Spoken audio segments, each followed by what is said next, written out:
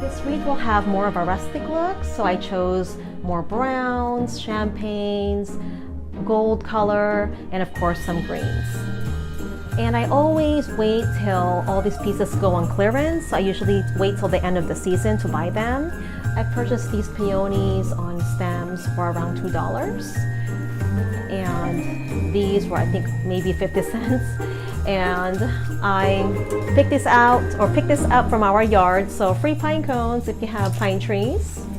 So the best way to shop for your pieces is at the end of the season. If you plan on making wreaths next year, wait till after Christmas time. And you can make this wreath for under $20, maybe $30 at the most. So anyways, let's get started. This is a simple wreath that you can make at home yourself that sells at department stores for at least $50 and up. So when you're making a wreath, it's a good idea to arrange them before you glue them down.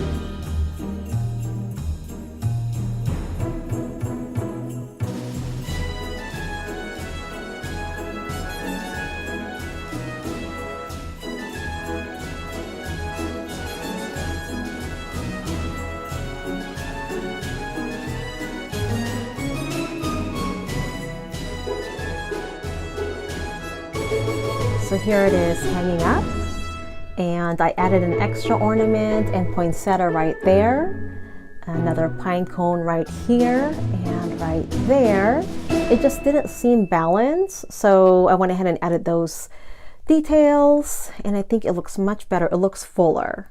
Thanks for watching, everyone, and I hope that you enjoyed this video and find it helpful. See you next time.